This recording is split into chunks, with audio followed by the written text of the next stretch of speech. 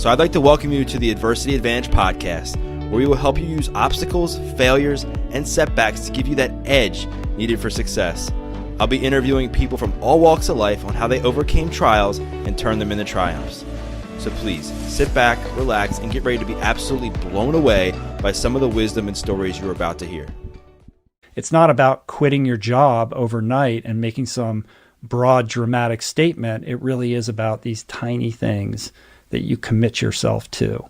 And if you're having trouble making that commitment, perhaps you can enlist a trusted person in your circle to be an accountability partner.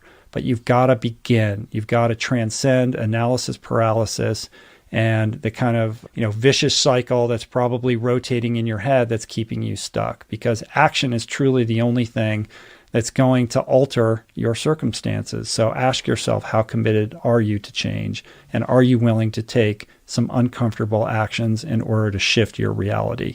And when you do that, and you don't get caught up in timelines, and you have the patience to see it through, to continue to show up day after day when you don't feel like doing the hard thing, I think you will see that your life will change. I'm Doug Bopst, personal trainer, best-selling author, and entrepreneur, and I'm on a mission to help others become the best version of themselves. So I'd like to welcome you to the Adversity Advantage podcast, where we will help you use obstacles, failures, and setbacks to give you that edge needed for success. I'll be interviewing people from all walks of life on how they overcame trials and turned them into triumphs.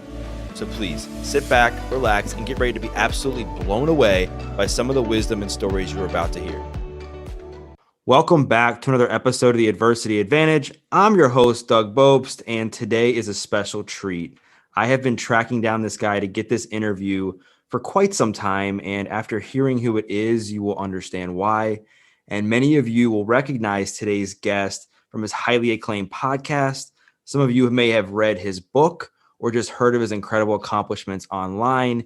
He hosts one of the most popular podcasts out there, and his show was the first major podcast to feature my story. And I am so blessed that the tables have turned and I am now able to pay it forward and have him as a guest on my podcast. He is also one of the fittest humans alive. And just to give you an idea, he completed 5 Ironman distance triathlons on 5 different islands of Hawaii in less than a week. He is also a recovery warrior, having over 20 years of sobriety. And today we get into some parts of his journey that you may not be as familiar with. And so I am very excited that Rich Roll joins me on the show today. Rich is the host of the highly popular Rich Roll podcast. His memoir, Finding Ultra, Rejecting Middle Age, Becoming One of the World's Fittest Men, and Discovering Myself, was a bestseller. His newest book, Voicing Change, is available for sale tomorrow and will undoubtedly be equally successful. In addition to being a podcast host and an author, he is also a plant-based nutrition advocate and an ultra-endurance athlete. He is a beacon of light to people worldwide as an inspiring example of transformation, courage, and healthy living. He is the epitome of using adversity to his advantage. And today we talk about Rich's effective way of dealing with his own struggles and why surrendering and letting go of what you can't control is so important. We also talk about how someone can go from having a fear-based mindset to having a faith-based mindset. And Rich opens up and talks about the importance of playing the long game when it comes to trying to achieve your goals, some of the biggest steps he takes to boost his mood, and of course, his newest book, Voicing Change. And Rich says change is not only possible, it's freely available to you. So get ready to have your mind blown by the incredible wisdom and inspiration he's gained from his personal and professional experiences. So let's give a warm welcome to the man who is one of the most influential, athletic, and wise humans on the planet, Rich Roll, to the Adversity Advantage podcast. Rich, thank you so much for coming on. Great to be here, Doug. I know it took a little bit of time to make this happen, but I'm looking forward to talking to you, and it's good to see you, even if by Zoom. I know it's interesting. The tables have kind of turned. I know you and I first connected when you had me on your podcast. And I got to say, my interview on your show was the most complete conversation I've had of my entire journey. I think you talked about that in the intro. And I just really want to thank you because you were the first, major podcast to really crack my story open. And I've been waiting for the day to kind of pay it forward and reconnect and have you on my show because I really appreciated the honest conversation we had. Well, I appreciate that. The appreciation is mutual.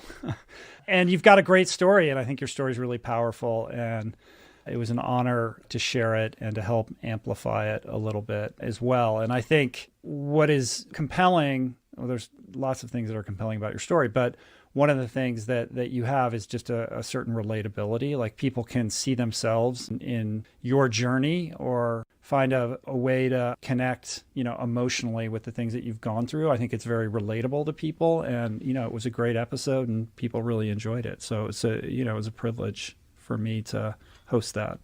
I appreciate you saying that. And I guess that it just stems from pain and trauma and being in the midst of despair that I'm able to kind of get down at such a deep and emotional level to connect with people in other audiences, my own audience. But I got to say, you have transformed like nearly every single aspect of your life from bad to phenomenal. I mean, you think about you've been voted as one of the fittest men in the world after being 50 pounds overweight and a heart attack that was nearly coming. You host one of the top self-improvement podcasts in the world after, kind of being kind of skeptical about getting in the self-improvement world. You're being bullied in school and being shy and now having conversations with some of the most inspiring people in the world.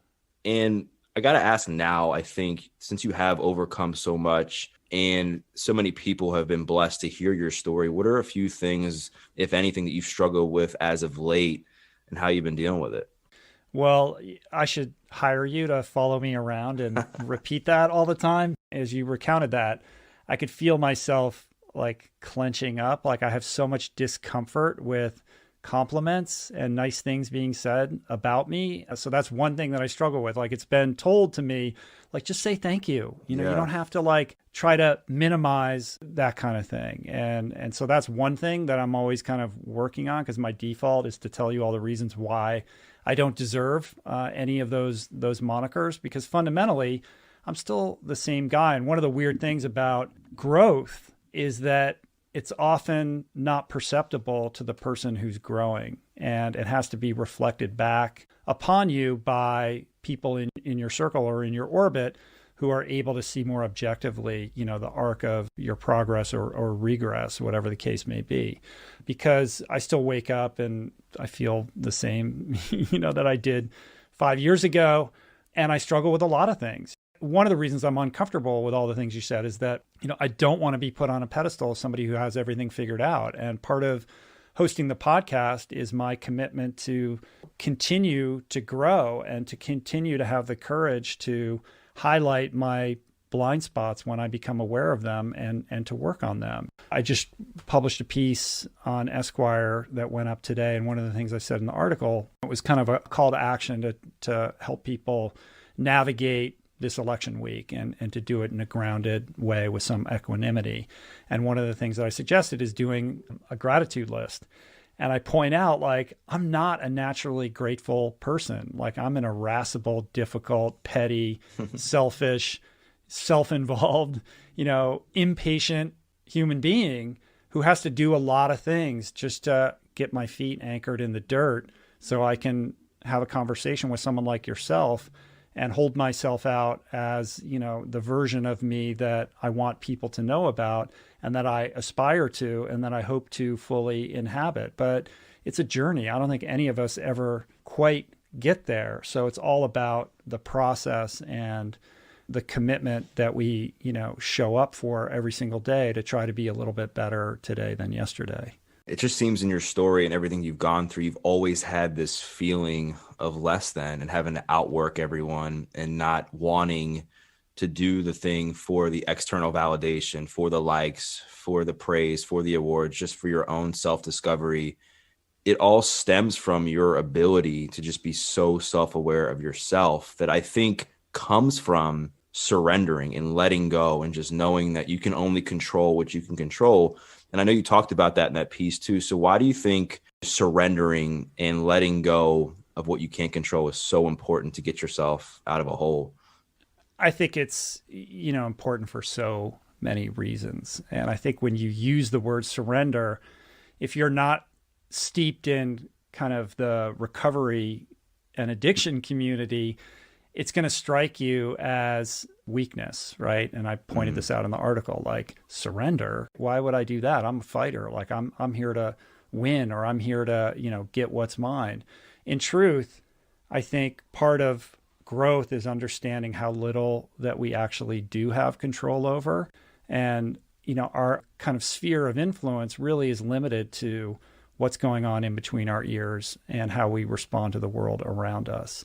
And the more I just, speaking from personal experience, another recovery thing, like I'm not here to give anybody advice. I'm here to share my experience. And my experience is that when I focus on trying to get clear with who I am and how my behavior manifests from the thoughts that I entertain in my head, and I stay out of the results of how those things land in the world or trying to move the tectonic plates of culture, that not only am I a happier person, I'm a better person. And ironically, I found that when I do that, I'm in a better position to actually provoke the kind of change that I would like to see in the world. And it goes back to not giving advice. Like when I share my experience and I do it from a place of vulnerability and empathy, which is something I know that you're familiar with. You did that on my podcast. That's something that people emotionally connect with. And it ends up being a way to engender compassion and understanding. And I think those are the more powerful levers for provoking the kind of change, positive change in the world and in ourselves. Yeah, you're so right. I think when you can really get down and connect within yourself and be vulnerable and be relatable to your audience or to whoever you're speaking to, you are going to invoke change not only within yourself, but you're going to inspire the other people around you to get better as well. And I think so many people pay attention to the things they can't control, right? Like you can't control how much money you're going to have in your stock market portfolio in 5 years. You can't control who's going to be president. You can't control, whether you're going to, buy your dream house. You can't, there's a lot of things that are out of your control, but what you can control is your health. You can control what you eat, how you treat other people, what you listen to, and what you watch. And I think your podcast during this time of the pandemic and even through the years has been something that has been a beacon of light for so many people. I think you pivoting into this roll-on segments you've been doing has been very informative for your audience and for myself included, just to gain some wisdom and some insight from yourself to help people get through these hard times. And the one thing I wanted to ask you when it comes to that, would you say that it has really helped your recovery, staying connected to people that inspire you? Yeah, it's definitely helped my recovery. And it's brought into my world like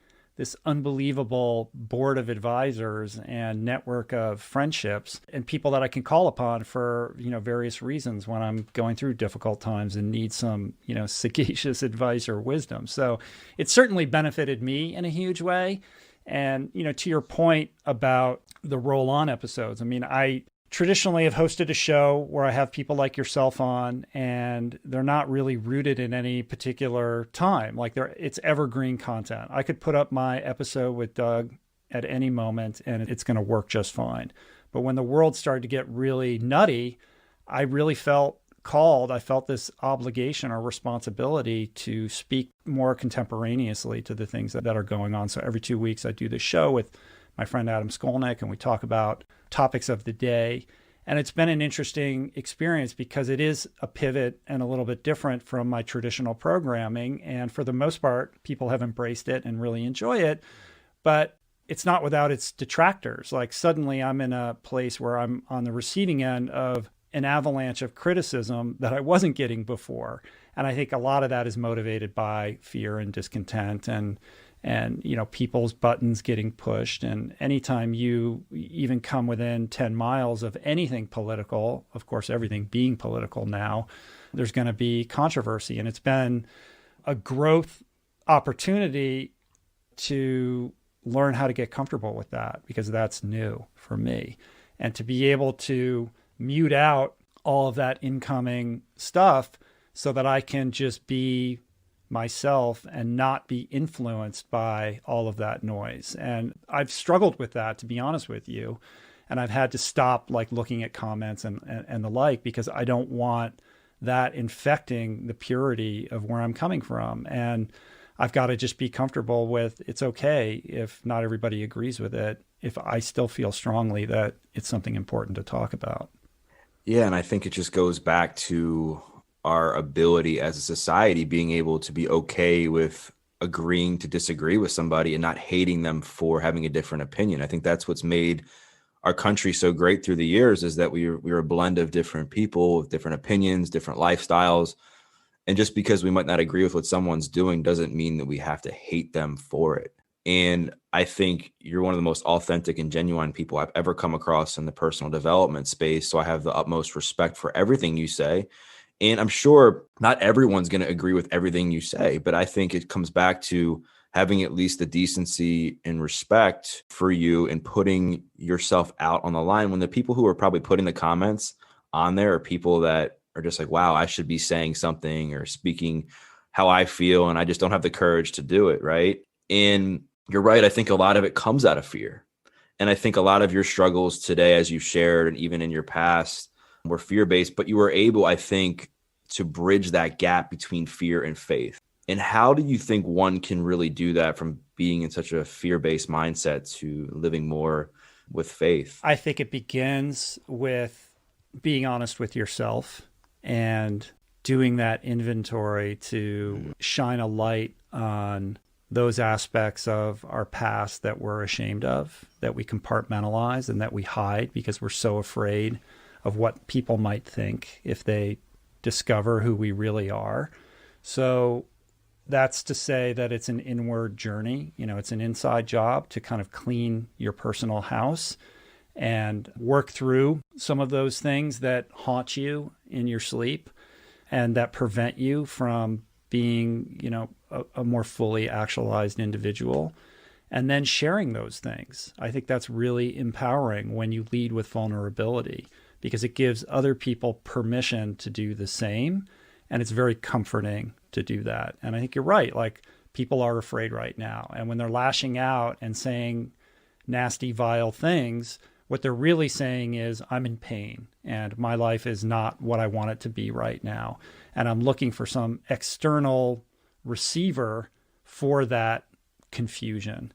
And, you know, whether that gets directed at me or somebody else, the point is the same. Like, people are having a hard time right now. And so what I do when I see that is I try to have compassion for that. And I try to understand where it's coming from. And that really deflates all of it. And then I can reach my hand out and say, you know, how can I help you? Or let's talk, or, you know, let's try to bridge this gap that lives between us, because truly that's the only way we're going to be able to move forward as a society. And, you know, when you said it's fine for two people to disagree if there's some kind of mutual respect, I think that that's correct. But I think we're in a situation at the moment where we've lost the ability to agree on a common shared set of facts. And a big part of that is by dint of social media and these silos that we inhabit, and a news cycle that is making it more and more difficult to discern what is actually true from what is partisan to what is conspiracy theory. And with that confusion comes, you know, a denigration of that firm ground. Like, it does turn into this quicksand where, you know, we're operating from different sets of facts, and that's really splitting us and dividing us in a really pernicious way. And so if I have a fear, it's our fear of being unable to communicate, because if we can't do that, we can't move forward as a productive society. Yeah, I think if people are on two sides and they're throwing rocks at each other, it's not going to help the situation, right? Coming together in the middle, having some middle ground, and almost just showing up with love, empathy, and gratitude for each other, I think is what's going to move the needle in the right direction. Is it going to solve everything? I mean, no. But I think at the end of the day, it's going to get us a lot further than just continuing to pick at each other. Speaking of communication, you are a phenomenal conversationalist. But the funny thing is, you're so shy in school and in your younger years. So how are you able to develop such incredible conversational skills? I mean, I'm still kind of shy. You know, I'm fundamentally an introvert. You know, look, I've been doing this for 8 years, and I've had, you know, over 550 people on my show. So you get better. I mean, hopefully, you know, I've gotten decent at it just because I've practiced a lot.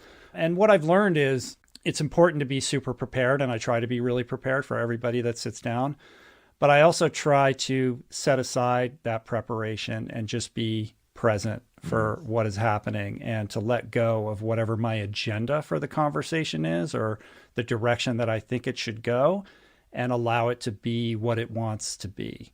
And I think a lot of podcast hosts get so caught up in their list of questions or their attachment, their expectation for the conversation, that they're not really present for what's happening. And so they're not listening. And so I try to experience it as if we're at a dinner party and I just met somebody and I'm curious and I want to know more about that. And I've gotten more comfortable in that role, even though I am shy and an introvert. But I still get nervous before every single podcast because I do want it to go well. And I enter into every one of these conversations wanting it to be, the best possible version of what it could possibly be. And so the battle is holding on to that aspiration while also letting go of that at the same time. Yeah, again, it's like the theme of letting go and surrendering that you say, and focusing on what you can control. You can control how you show up. You can control knowing whoever you're interviewing's story and being present for that interview, but you can't control if a conversation takes a turn and it goes in a way that it's supposed to, and you got to just go with the flow sometimes. And I think to the point you alluded to earlier about just the fact that you've done over 500 interviews on your show, and you've had this notion, I think, from early on that this whole Rome wasn't built in a day approach. It seemed with your fitness routine, your recovery, and everything you've done with your podcast, it has served you to play the long game. Why do you think so many people try to short circuit it? And why is it so important to play the long game when it comes with trying to achieve something like a podcast or anything else that's meant to, take up years of your life? Well, we live in this hack culture where everybody's trying to find the shortcut to success, whether it's financial success, fitness success, whatever it is. Everybody wants to go behind the velvet rope, and they'll pay for the secret so they can arrive at the finish line as expeditiously as possible. And if there's anything that I've learned is that, first of all, it's not the most effective strategy to becoming successful. I would double down on that every single time. But it's also not about what's important to me either. Like for me, the success of the podcast in terms of audience size and finances is really a function of nothing else other than me showing up and trying to do the best conversation that I can possibly have, and not thinking about anything else. I mean, I did the show for years and years before we made any money off of it. Like, it never occurred to me that it would be a business because it wasn't about that for me. And so when I see people taking shortcuts, whether it's flagrant stuff like buying followers or trying to game the rankings on iTunes or whatever the case may be. How do you gain the rankings on iTunes? I mean, I've heard of the buying the followers, but you can actually gain rankings by what, like just hacking downloads or something?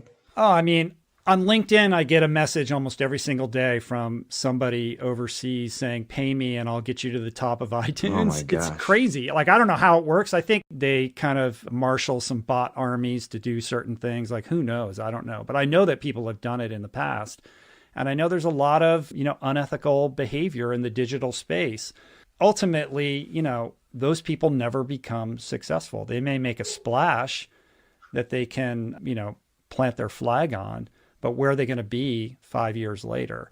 One of the things about being an endurance athlete is you come to really appreciate that. It's like, I'm not in it, to win this year. I want to be waking up enthusiastic about doing this 5 years from now. Like, I think and I've said this before, like, I think people really overestimate what they're capable of achieving in the short run, whether it be a month or 6 months or a year, and they wildly underestimate what they can accomplish in a decade. But it's hard to stay committed to something for a long period of time. I mean, that takes tenacity and grit and work ethic and determination and consistency and perseverance and all of these things that really, on a day-to-day basis are not very sexy. But ultimately, I appreciate you saying that, because I always do try to play the long game, and I try to not pay attention to whatever the trend of the moment is, and just consistently try to reinvest in myself and get better at my craft. And I think quality ultimately rises to the top. And also, I think what's often overlooked is just how important character and integrity are. Like when you sell your integrity down the river for a quick short-term gain, you're ultimately harming yourself in a way that's potentially irreparable. So when you maintain, a priority on ensuring that you're operating from a place of integrity, I think ultimately it's a better strategy. And certainly, in my case, that's been my experience, over the 8 years that I've done this. Yeah, I think you're right. Character and integrity, work ethic, I mean, those things can't be bought, right? And I believe, and I've heard you say this before, your experience as a swimmer set the tone on the importance of needing a strong work ethic when it came to chasing your dreams. I know you swam in your younger years and then you got into drinking and then your swimming career fell short. But I think there was some sense of foundation inside of you built from that when you got back on the saddle in your workout routine, it was already there. Would you agree?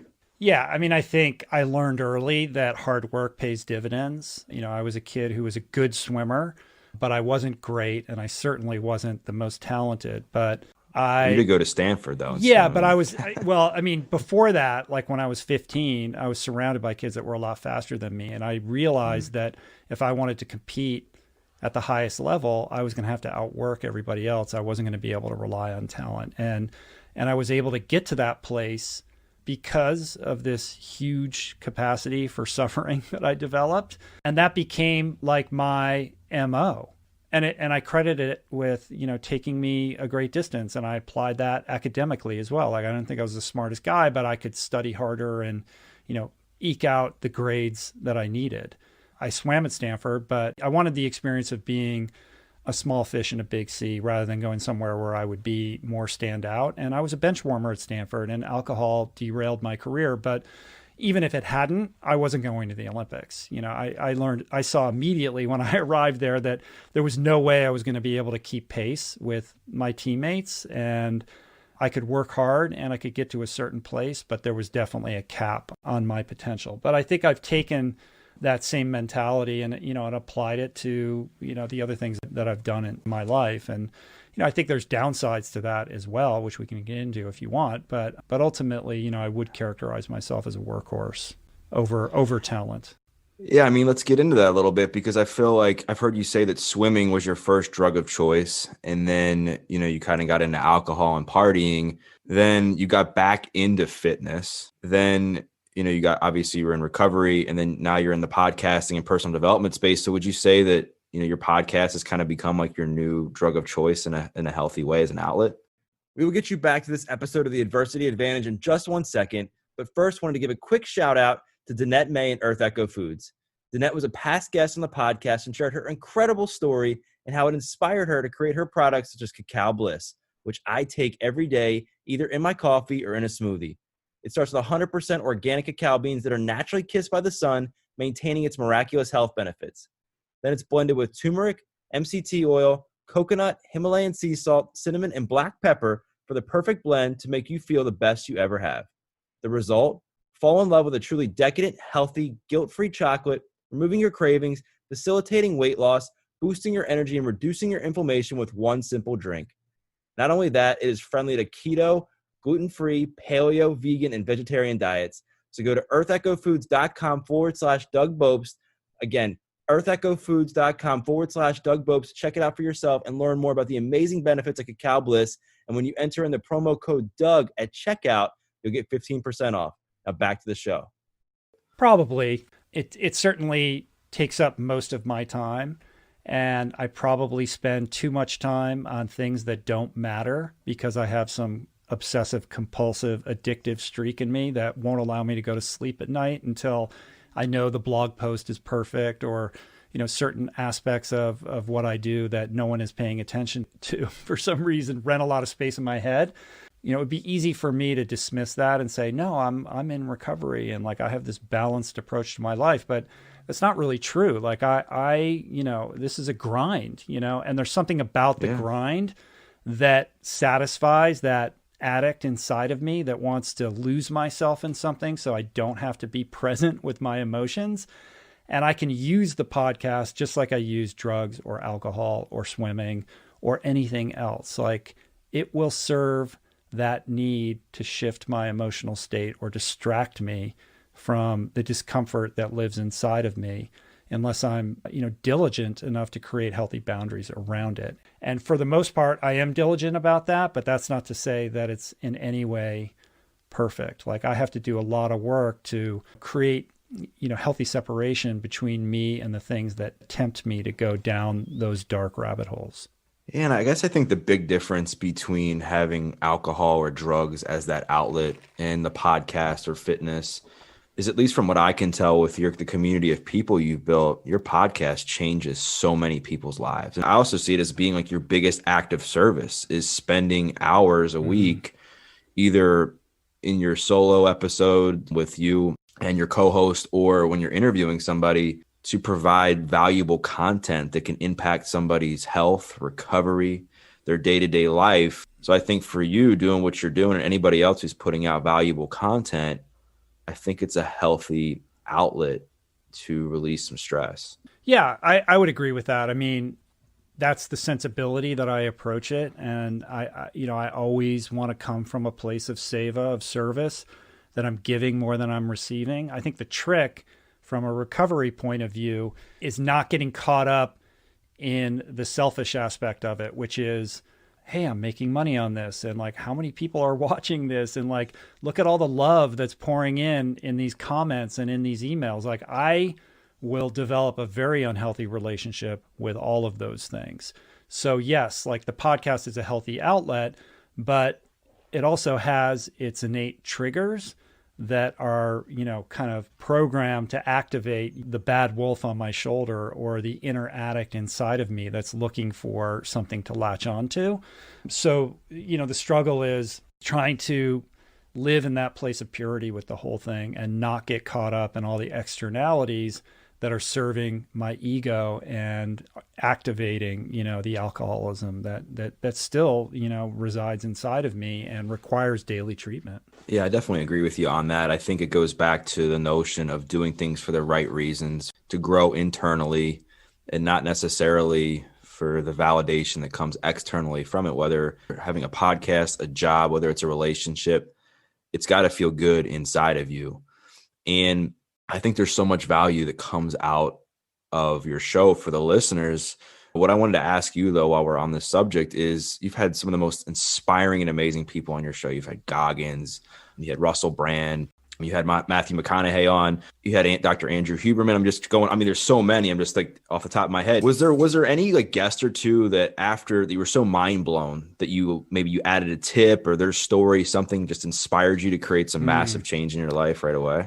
Yeah, that's a good question. I mean, I think, there's certain people that come on the show and they offer some piece of very like tactical advice. And those are the easy things to then, weave into your life. So, whether it's Rhonda Patrick talking about sauna or Wim Hof talking about, breathing practices or cold water immersion, like those translate very easily into practices that, I've then adopted.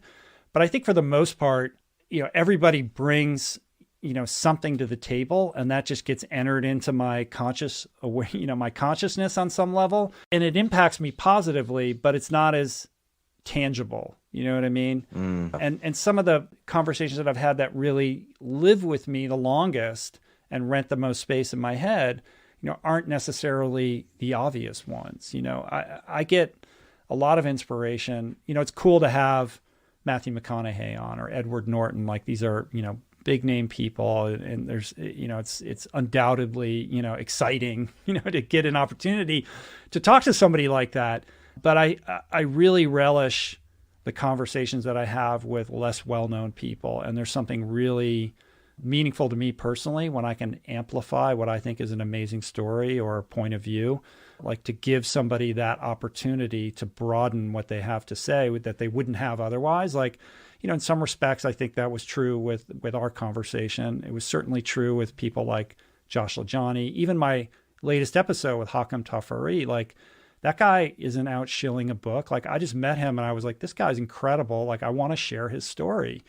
And then to see his, like, he's like emailing me and his DMs are blowing up and he's getting all this love. Like, that's really cool for me. That's very gratifying because I think he has something to say that needs to be heard. And to the extent that I can be in service of that, that's where I get like a little extra layer of gratitude and satisfaction from this vocation.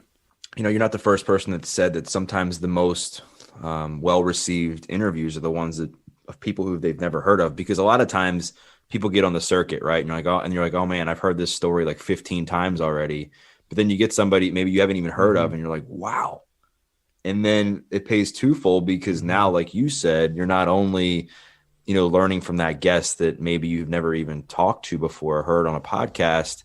Now it's having a domino effect, because now their story is being amplified and quote unquote blowing up. And now they're helping other people. Like, I remember when I was on your show after the episode came out, I mean, I can't tell you how many messages I got from moms whose my story gave them hope about their kid to survive addiction, or whether it was people themselves that struggled, or people that are just crazy inspired. And like I said, that's why I thank you so much for giving me the opportunity to share, and being on your podcast is part of what inspired me to do my own, because I just felt this sense of like peace when I was able to have these vulnerable conversations, especially the one with you, that I was like, wow, I actually enjoy this. And when I started, I took the approach of you. I was like, I don't want to do this to make money. I want to do this because I enjoy talking to people and I want to change some lives, because there's a lot of people right now that are in pain. And the whole notion of this adversity advantage, I think you are spot on with in this article, is really like helping people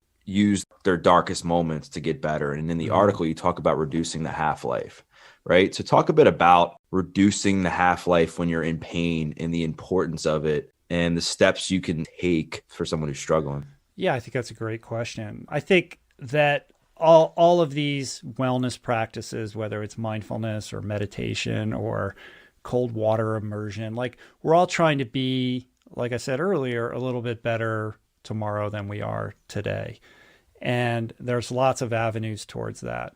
But I think people get confused into believing that this is going to immunize them from hardship or difficulty. And it doesn't work like that. Like, that goes back to the externalities that we can't control, and the focus being more properly placed on how we do respond to the world around us. How can we create a scenario in which we are less reactive, less impulsive, less compulsive, where we don't get triggered as easily when those buttons get pushed?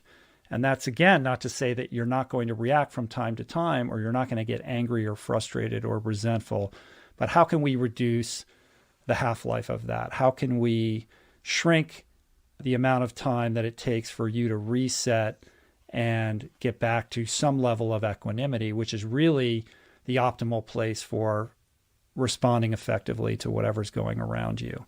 And meditation and mindfulness, I've just found to be the most powerful practices for that.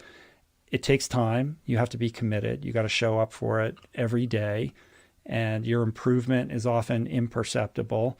But when you commit to these types of these tactics and these kind of practices, you will find yourself gliding through life a little bit more smoothly.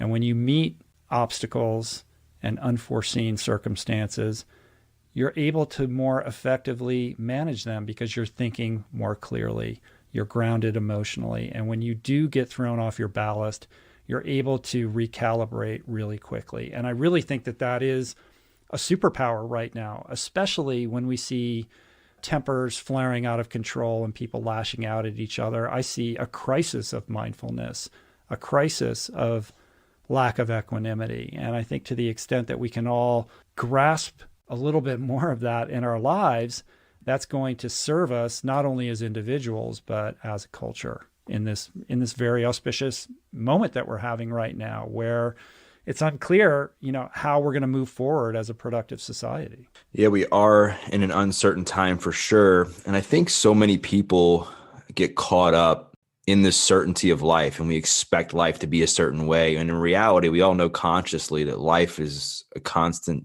game of curveballs being thrown at us constantly, right? It's always changing. It's always evolving. I think what tends to happen is the adversity or whatever pain we're going through isn't what breaks us. It's how we respond to it typically that breaks us, right? Mm-hmm. Think about somebody who maybe they lose a job. Them losing the job, it wasn't what, breaks their life. It's them going and drinking for the next 10 years because they lost that job. And I can go on and on with examples. Mm-hmm. So I think there's so much importance in what you wrote in that article about the ability to surrender, practice the pause a bit, look at your choices, focus on what you can control, and take some actions that help your mood. I mean, that mood follows action. I think about every single day that I live because it's now, okay, I'm not feeling good. Like, what can I do to improve my mood? How can I change my state so that I'm back on my feet, thinking clearly and positive about my life, and I can go on with my day? So what are the things that you do when you're like kind of feeling like in a lull mood or in a bad mood? Like, what are some of the biggest actions you personally take that gets you to that next level and your mood up? Yeah, I mean, before answering that, when you were explaining all of that, I was thinking about Jocko Willing, Yeah. and how he always says, no matter what happens, good. Lost the job, good. The thing didn't work out, good. Like no matter what it is, to lead with that really depletes all the negative energy around the thing that is causing you that kind of crisis, which I think is a really, fun and practice and kind of, he just distills it down into its most simplest idea. Yeah, I mean, mood follows action. That was something that was told to me by my first sponsor, like, well over 20 years ago. And I've never forgotten it. And I think about it every single day as well. And essentially what it means is don't wait until you feel like doing something. Take the action first and the mood will follow. We're hardwired to sit around and wait until we feel like doing something or put things off. And I've just found that when I'm able to shut off my brain and take the contrary action, that I then expedite the mood that I'm trying to create in myself. So that doesn't mean that there's plenty of mornings I wake up and I'm like, I don't want to go running today, or I don't, all that thing that's on my to-do list, like I just can't get up for it. Like I'm going to do that later. And I've trained myself to just do that thing first. And the way that I do that is I do my best to turn my thinking brain off, so I'm not paying attention to those signals that are creating the resistance. And then I break it down into the tiniest of actions. So in the example of not wanting to go for a run first thing in the morning, let's just start with like sitting up in your bed and then putting your feet on the ground. And then, okay, now I'm going to stand up. That's what I'm going to do. And I'm going to take a step. I'm going to put my socks on, now I'm not going to go running, but I'm going to put my shoes on, like don't think any further ahead than the next step. And by stringing those together, you find yourself out the door, taking that first jogging step. And before you know it, you've done the run. And then you get back and you're like, I can't believe I wasn't going to do that. I feel so much better. Right. And, this is a very common struggle with all of us, and I'm not immune from it. But that mantra has been very, very powerful and effective in my own life. I think that people have this vision that everybody who exercises loves working out. And the fact of the matter is it's not true. I think, as a matter of fact, most people don't like exercising. They just love how it makes them feel when they're done. Right. And I think, it sucks to get up in the morning earlier than you want, or when you're not feeling your best to go out on a run. But what also sucks is that shame and regret you have from not doing the thing you should have done to feel better about yourself. And I think it all comes back to personal accountability and responsibility, and knowing that we all have choices every single day in how we're going to show up for ourselves. And it's about managing the feel good chemical, the dopamine, right? I know there's many ways we can get that feeling. Some are healthy, some are unhealthy. And you just got to make a choice in who you want to show up as for that day. Are you going to be somebody that you'd be inspired by, or are you going to be that person that you'd be ashamed of?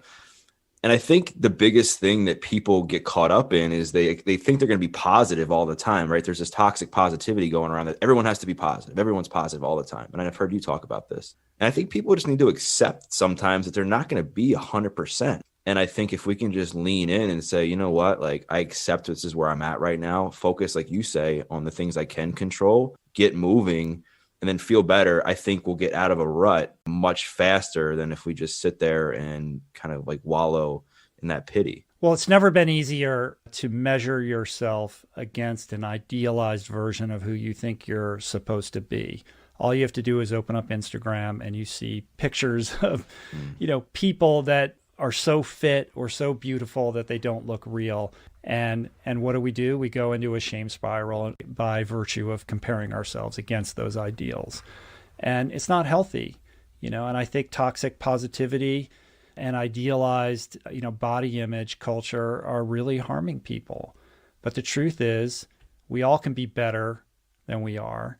And it starts with doing hard things, and it starts with getting out of your comfort zone and doing something that you don't want to do. And that doesn't have to just be limited to physical things. It's anything that you're pushing off or resistant to. And when you start to string those things together, you start to develop a sense of being the kind of person who does hard things. And with that, you develop self-esteem and a value system around this, crafted identity of being that kind of individual who makes a habit of getting out of their comfort zone and testing themselves and not being afraid to fail. Somebody who's committed to growth and all its messiness. And I think we need a little bit more of that right now. People are stuck and they're afraid of looking bad and they're afraid of failure because we've stigmatized that as well. Like, I wish there was a different word other than failure, because people need to be encouraged to, try new things and have it not work out, because that's where you learn who you are and you develop the tenacity to, progressively grow and evolve. Yeah, I think if the word failure was replaced with life lesson, I think more people would fail, right? But unfortunately, it's not. And I think the one thing that is going to provide so many people with tons of life lessons is your new book, Voicing Change. And I know anything you touch just kind of turns to gold. And I'm not saying this in some weird way. It's just because I think you put so much work, dedication, and time, and you don't short circuit things, that just what you do just ends up being successful because you lay the foundation and you put the work in. So talk a bit about what the inspiration for the book was, what's the concept, and what people can get out of it. The inspiration for this book is really a desire to canonize some of the wisdom and inspiration that I've received as a result of hosting this podcast. It's also a way of honoring the many guests that I've had on the show and also honoring the audience. And I wanted to do it in an aesthetically pleasing way, which is why we decided to kind of create this coffee table book format. It's basically excerpts from 50 guests that I've had over the last 8 years, with transcripts, sort of, sections of things that they said on the podcast in written form, with beautiful photographs, essays that have been contributed from a bunch of people, and other, kind of contributions with of course, plenty of my thoughts kind of interspersed without. And it's intended to be, a representation of, the ideal that I'm trying to create and the community that I'm trying to cultivate with the podcast. And also a way for people to revisit their favorite guests, and for people that don't know who I am and are unfamiliar with the podcast to have a nice introduction to the work that's so meaningful to me. I love the title, Voicing Change. It just kind of summarizes your own story of how you've taken so many messes in your life and created, some beauty out of it. And not just for yourself, but you're helping millions of people through your show, through your platform, through whenever you speak, through your books. And I wanted to ask, is there like some common themes you've seen in the guests you featured in the book? Maybe it's, different things they had in common as far as success, or how they took care of their health and how they excelled in life. Everybody has their own unique journey, but I think if there's strains of commonality, it's that there's this shared respect for commitment to being the most fully actualized individual that you can possibly be, which is really the overarching theme of the show. Like, how do we become self-actualized? How do we become the best version of ourselves? And each one of these guests has pursued that in a different way, but it's that commitment to always being a little bit better that I think unites all of them. Again, it's weird because they all rent space in my unconscious mind, but it bleeds together into this like gelatinous goo where it becomes difficult for me to pull a thread and remember a specific thing that a specific individual said.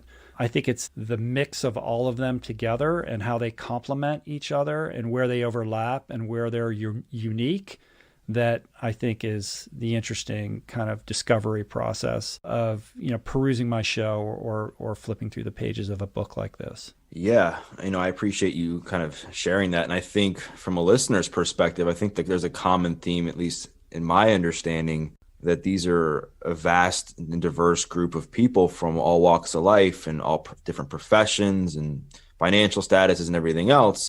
But I think your audience gets value out of every single one to some aspect, whether it's their story, whether it's a tip they shared, maybe it's a different perspective they had on a situation that opened up their eyes. And I'm sure your listeners are going to be so thankful to put this into a book format. And then also, as well as the listeners, new people who maybe haven't found your show yet, to peruse through 50 of the most amazing episodes you've had on your show and being able to get a bunch of different, tips and tricks to help themselves in a time where people are looking to rediscover themselves and change the narrative that they're telling themselves over and over again. Because there's a lot of people, as we've shared numerous times on the show, that are continually putting themselves in a rut and staying stuck there.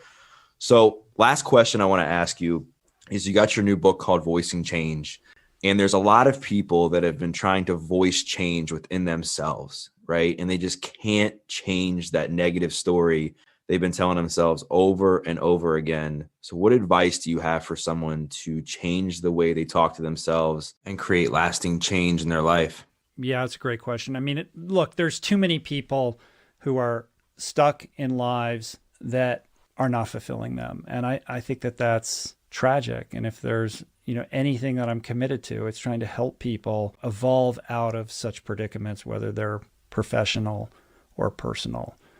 Over the 8 years of doing this podcast and through my own experiences, I've seen people change in such dramatic ways that they become unrecognizable from the person they were before. Whether it's Russell Brand, who was a hopeless heroin addict, to becoming, the individual that we all know today, or John McAvoy, who got a life sentence and was in solitary confinement, to becoming this prison reform advocate and Nike-sponsored Ironman triathlete. Like, whenever you feel like there's no hope and you're powerless to change your circumstances, I have so many examples of people who have been in conditions so dire and yet have summoned the courage and the tenacity to utterly change their life experience wholesale.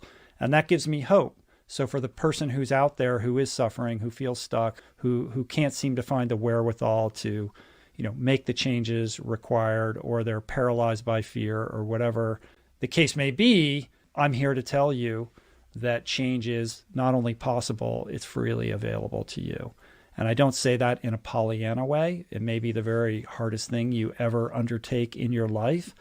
But if you desire to change your life, that is possible. And it begins with taking one very small action and another action the next day. And in this clickbait, soundbite, hack your life culture and world, we don't like to hear that. We want to see, like we talked about earlier, the shortcut to making millions online and flying around in a private jet. And that's just not the way that it works. It happens anonymously in the privacy of your own home, in the relationship that exists between your two ears. So if you are in pain, congratulations. That's the best place to start. Use that pain as a motivator, as a lever to actually get you up off the couch, whether that's literal or figurative, and start to manifest in very small nuggets the life that you would like to lead. It can begin with taking inventory of what's not working in your life and making a list of the things that you would like to bring more expression to in your life. It might start with pulling a pair of running shoes out of the closet and going out for a walk because you have this dream of running a marathon. Getting out a pad of paper and writing down some jokes because you have a dream of one day becoming a stand-up comic. It's not about quitting your job overnight and making some broad, dramatic statement. It really is about these tiny things that you commit yourself to. And if you're having trouble making that commitment, perhaps you can enlist a trusted person in your circle to be an accountability partner. But you've got to begin. You've got to transcend analysis paralysis and the kind of vicious cycle that's probably rotating in your head that's keeping you stuck, because action is truly the only thing that's going to alter your circumstances. So ask yourself, how committed are you to change? And are you willing to take some uncomfortable actions in order to shift your reality? And when you do that and you don't get caught up in timelines and you have the patience to see it through, to continue to show up day after day when you don't feel like doing the hard thing, I think you will see that your life will change in ways that you perhaps could not have imagined. And, I've experienced this in my life, Doug. I know you have in yours. I'm sure you've talked to lots of people who have had that same kind of experience, and it's going to look different for every individual, but it really begins with a decision and an action.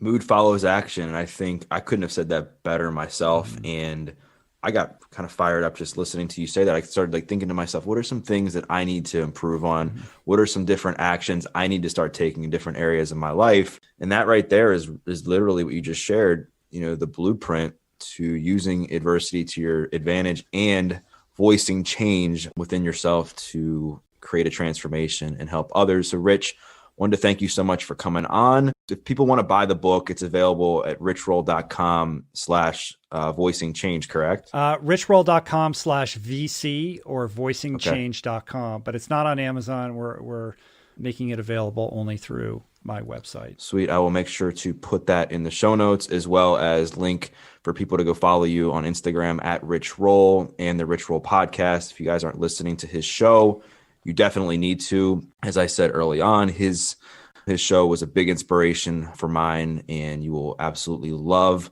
what he brings to the table with his content and the guests he bring on. His wisdom is life-changing. And I encourage people to really take some deep inventory within themselves after listening to, clips of Rich's story, his advice on getting yourself out of a rut, turning your pain into purpose, and cultivating change within yourself.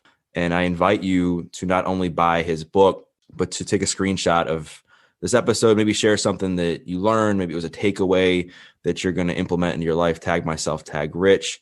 We'd love to hear from you. If you felt this episode really touched your heart, we'd love to hear reviews as well. So be sure to leave us a review. Let us know what you thought. Once again, thank you for listening to this episode of The Adversity Advantage. I'm your host, Doug Bopst. I'll see you next time. Thank you, Doug.